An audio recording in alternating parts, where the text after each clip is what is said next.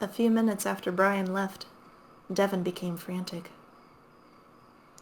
Even though he knows it won't help, it will only make things worse. The instinctual part of his brain overwhelms everything. With low, bearish grunts and growls, he yanks and pulls and lunges with all of his weight, just trying to get something other than his own wrists to break. He'd already contemplating dislocating or even breaking his thumbs to pull his paws out of the cuffs, like he'd seen characters do in some movies. But just by looking at the metal, he can tell they're too well fitted for that to do any good. He could gnaw his thumbs off and he'd still be stuck. So he just yanks until blood is seeping into his paw fur, and even with that added lubrication, they don't budge. Please, please, please. It's the only word he says with each grunt of exertion. Finally, as the drugged water begins to take its effect, Dev slumps on his side, crying. He sobs harder than he ever has in his adult life. Cameron, I'm so sorry. Cameron, please. He killed them, all because he needed to find out. Turns out he will find out because they're going to die. How could he do this to Cameron? How could he be so stupid, naive, inconsiderate, selfish? In a flash of rage and desperation, Devon viciously gnaws at his right forearm, snarling. Again, he knows it's senseless, pointless, detrimental, but the self-loathing is all-consuming, and mostly he just wants to punish himself. And after several seconds, he stops. After blinking away the blur of tears, he sees that while some fur is missing, he barely broke the skin. Devon lets out a hopeless, despairing laugh, even while tears stream down his face. The metal enclosure makes the laugh sound loud and hollow, and that's when Devon stops as he realizes how unhinged he sounds, how he shouldn't be acting like this. He doesn't have a right to break down. His friend is dead, and his best friend. Devon knows he needs to do everything he can to get out. The next time Brian is within reach, he's going to do everything he can to make sure he dies. He'll rip his throat out. But while that fire is rekindled in his chest, he can't fight whatever drug the bear gave him. Devon suspects that it's making him a bit delirious, too. Either way, it's powerful, and Devon knows he probably won't be able to do much for another hour or two, so he lays down, trying to keep his ears open so he can be ready for the old bear if he comes back.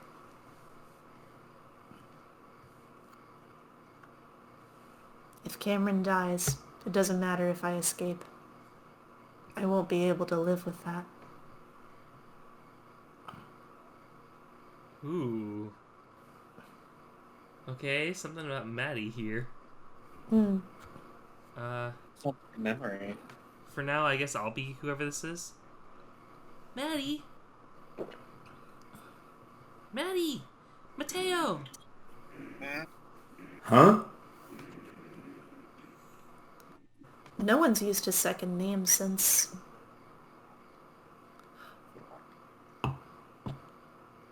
Oh no. Oh, That mom? Lupita's his younger sister. Right. Oh no. Why couldn't That's you why just you watch wanted her? to know. Oh crap. Why couldn't you just watch her?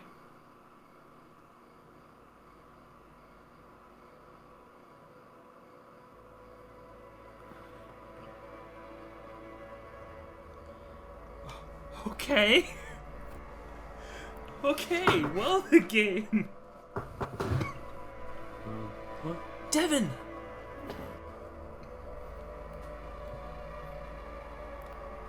Devin stays curled up because he knows he imagined that. Or his brain is playing tricks on him, or... Devin, it's me! I'm here!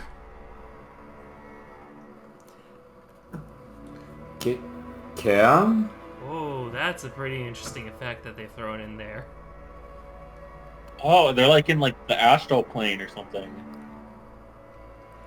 Devin stares at the swirling patterns and lines. Are you okay? No. No. None of us are okay. You're not okay.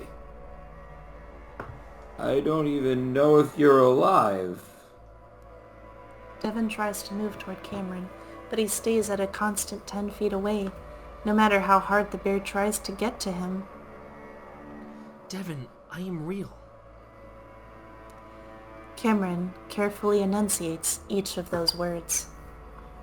I'm doing this through, like, my mind, I think. I'm fucking psychic, remember? Side chick. Well, now I know this is my bullshit. This is what got us into this nightmare in the first place. Devin. Yeah, you know what? Fuck you. Fuck you. You're exactly what I was hoping. Our neighbors are going to be like, what the hell? You're exactly what I was hoping you'd be. You don't exist. My sick, fucked up mind is making this version of you that I have no right to create, and... Devin's voice trembles with emotion. He's never had a dream before where he's felt this real, this alive, and of course it's happening when he's feeling at his absolute worst. I just wish you were real so I could actually tell you how sorry I am, but I can't take any of this back, even if we somehow make it out. And you look fine, but I know you're not fine because you're with that goddamn bear. It's quiet for a moment, the only sound being Devin sobbing.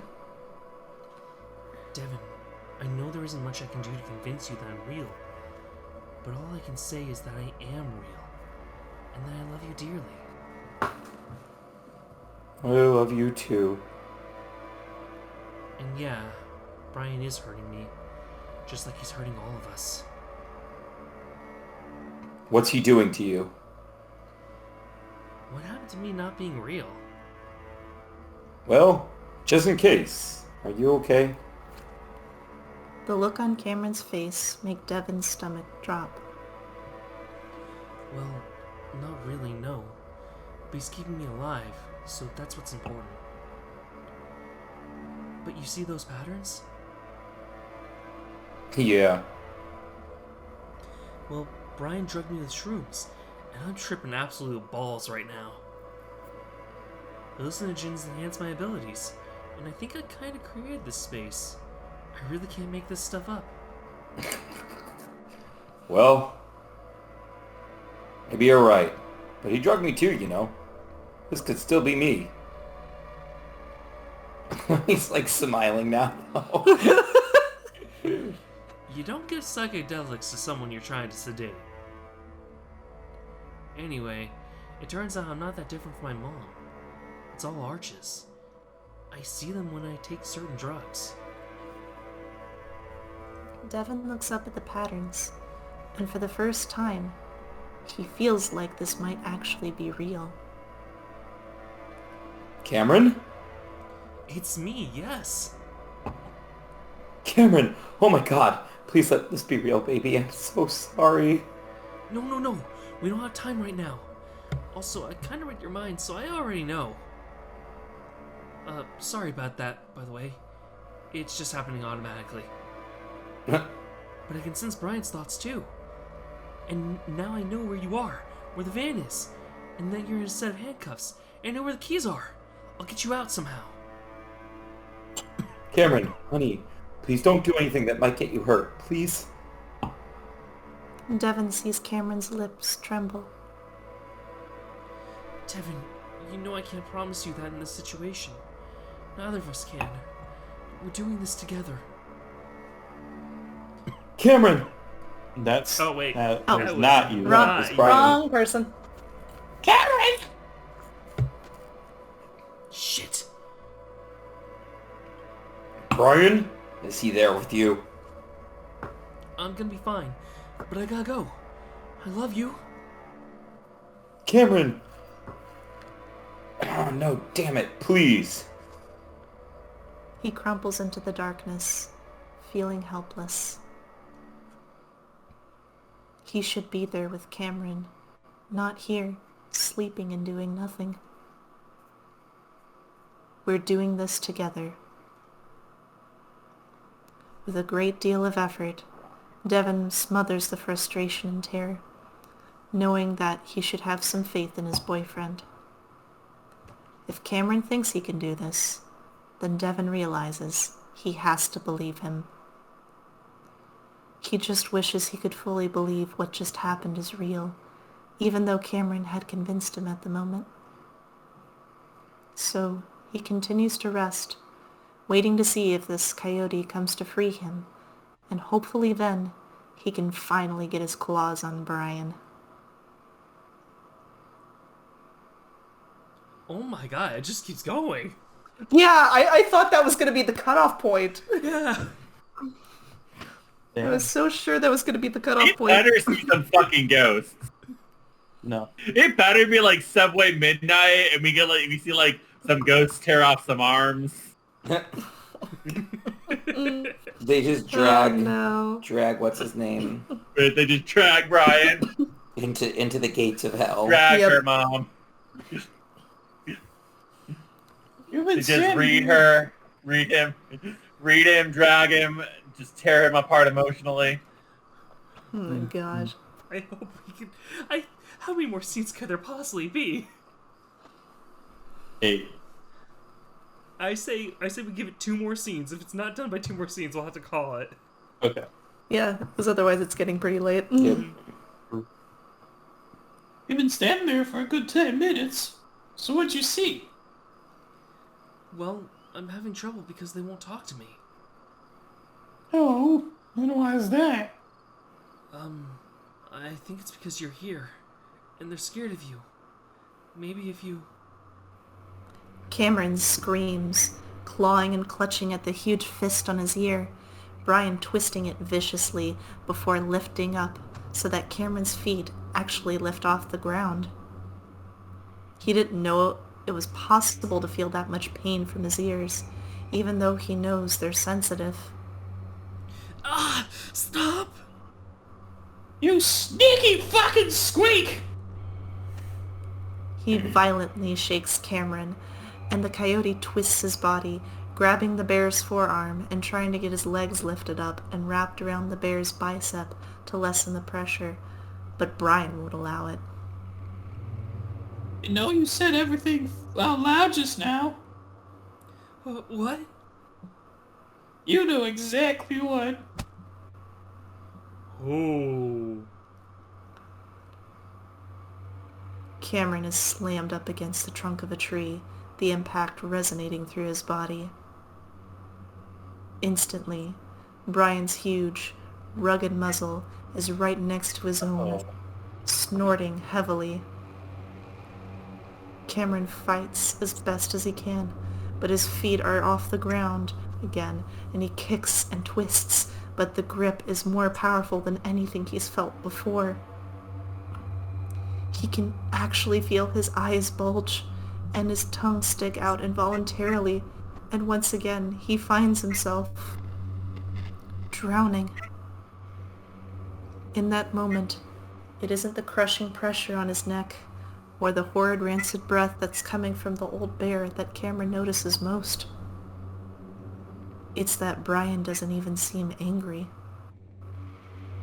He doesn't seem enraged that the coyote had been contacting Devon. He doesn't seem upset that Cameron broke his word to help the old bear with his demons. Instead, Brian looks excited, ecstatic, all while staring right into Cameron's face, watching the coyote's mouth open and close noiselessly. Vaguely, Cameron can sense a battle taking place inside Brian. He desperately wants to have his way with Cameron, but he also wants Cameron to exorcise the ghosts. But Cameron can also sense that Brian is realizing his plans were doomed from the start. How would he ever hide the fact that he killed a loving couple in this infamous abandoned town? He knows people will look for them, unlike his previous victims. The bear is deciding that they're all going to die. That is the end, and he'll end it with one final victim. It doesn't fucking matter. Brian hisses in Cameron's face. Something moves out of the corner of Cameron's eye, and he looks to see a somewhat familiar face. I'm assuming it's going to be the raincoat creature? It's black, void-like features with swirling red eyes stare at him. It's watching him too, like it's just as fascinated as Brian. Cameron senses very little intention or emotion from this creature, but he finally realizes that its purpose in this forest is simple. Record the terrible things that happen in it. Cameron is about to become one of its next recordings. The coyote's vision blurs and one paw drops to slip into Brian's pocket, disguising it as him trying to push the bear away. He feels and finds the single key that he knew would be there. God damn it, you're a fucking cute one, you know? Brian's voice trembles with a cruel, passionate emotion and nuzzles the coyote. He squeezes harder. Cameron's eyes roll up, all while putting the key in his own pocket, but he's not sure it matters. Brian isn't letting up. As he fades into darkness, Cameron feels a part of himself die. The trip peaks, and suddenly, Cameron is everything at once. He's a trailer home in the Northwest. He's a desert lake. He's a broken road in the middle of nowhere. He's being hit by a van. He's a train cutting through the wilderness.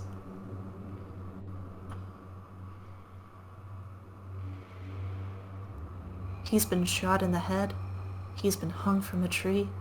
He's been beaten to death. He's swimming under an arch. He's in a space shuttle smashing into the ocean. He's a dead town. Dead, but with working reflexes, using tools still clutched in its grasp. Cameron disappears, and these thoughts and feelings are no longer his, because he isn't who he is. He is everything. And because of that, he can see everything. Okay. I had a feeling it would be cut off. I figured that it was going to end soon, but damn. Alright, I'm just going to quickly save here. I guarantee Brian's got methyls eating through his brain. Probably. Oh, man. That was intense. So, yeah, this is the team that's been writing everything, doing everything, because, god damn, they put in a lot of work into this. I mean, they're going hard. Wow. Oh, man. It's, I don't know if interesting is the right word, but it's kind of like, I'm expecting there to be like something, a little bit of like attraction. I'm expecting there to be a little bit of alert for Brian, but there's not at all. Like, because it's kind of like there is a lot of exploration of danger, but he is straight up a predator, and they're not making him simple. They're making him realistic, but not sympathetic at all. Oh, of course. And Just like how they're not shying away. It's raw. It's very it's very raw, if not very brutal. And now that like the serious part is over, I can say like, wow, Gage is just really not supporting their partner's interests, huh? Really not supporting my psychic powers. Oh man, I think we've all hit like a point where we started this like 3.5 hours ago, actually. So Yeah. Let's go ahead and call it here. Say goodbye, everyone, unless somebody really Bye, wants to get a thought. everyone. Bye, everybody. Bye. All right, there we go.